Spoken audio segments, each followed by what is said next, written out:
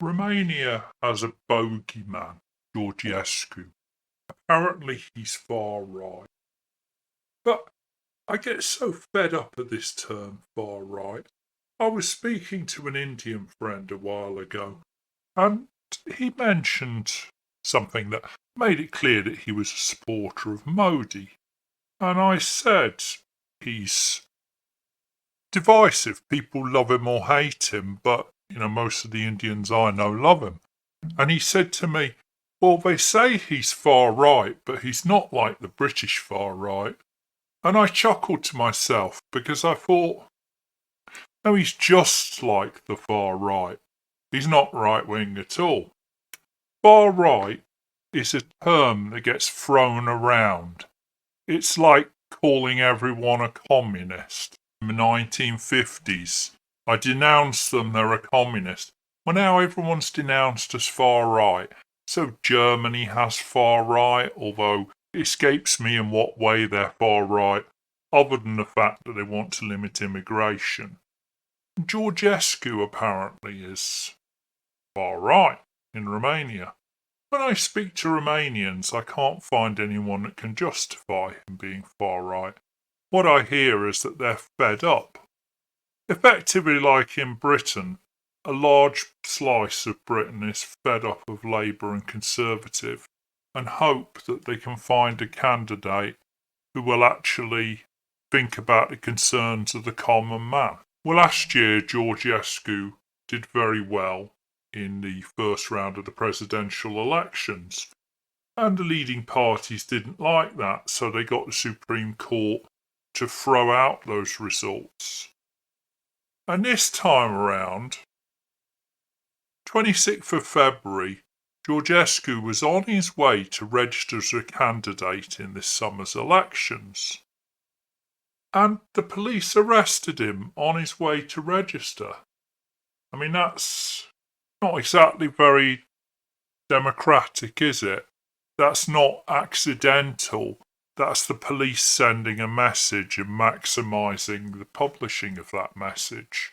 Just like we get in this country.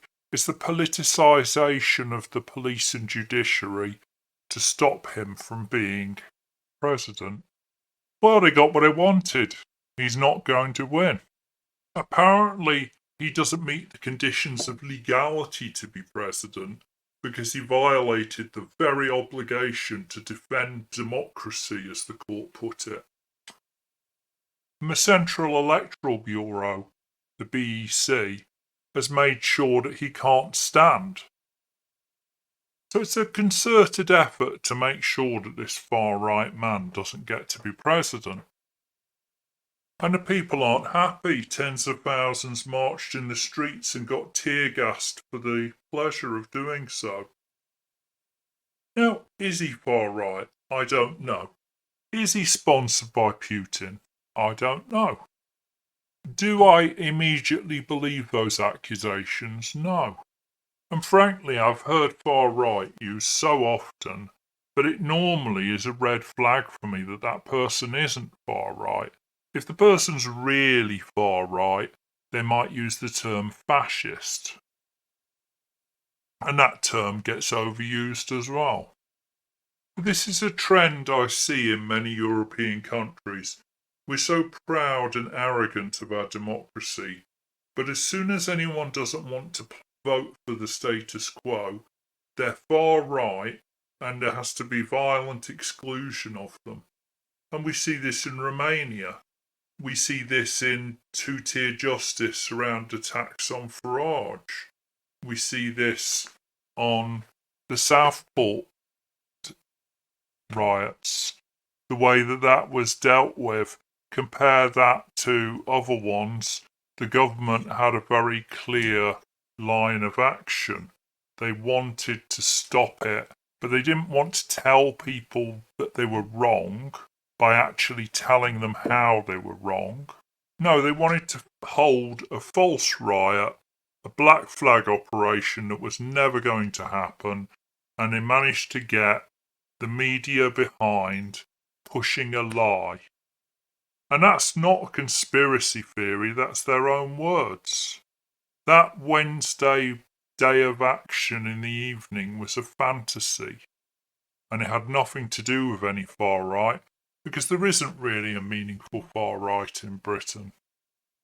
And it's coloured with the experience in Britain that I don't believe that he's far right, and I don't believe that AFD are far right. And I find it disconcerting that European democracies would rather cancel elections and bar candidates than allow a vote at the ballot box. And heaven forbid you comment on it. Elon Musk has interfered, according to Romania's foreign minister. Well, re-commenting on what's happening in politics isn't really interfering, unless you're interfering in a sordid little affair to stop the candidate that the people want from winning. Now, apparently there were 800 TikTok accounts that pushed messages in his favour run by Russia. If that is true, that's evidence that Russia likes to stir the pot. That isn't really a smoking gun that he was involved with them. I'm sure Putin was looking forward to Starmer winning. Well, a foreign secretary like David Lammy to deal with, that's the diplomat's dream. A prime minister who doesn't know what a woman is. It's fantastic for Russia. Does that make Starmer a far right plant by Russia? No, of course not. But just because Putin thinks that it's in his favour for someone to lead a country doesn't mean that he's their paymaster. I remember when Austria voted in someone that was said to be far right. There were fairly strong repercussions within Europe. Whereas now it seems if you block people from being elected, and we're talking the leading presidential candidate, it seems the EU has nothing to say. Nobody has a problem with blocking the far right. That's why far right is such a useful, empty phrase to throw at everything. Don't go along with the uniparty globalist consensus. You're far right and should be banned from election. That solves the problem. Democracy didn't used to be about removing people from ballot papers. It used to be about allowing people to choose who they voted for.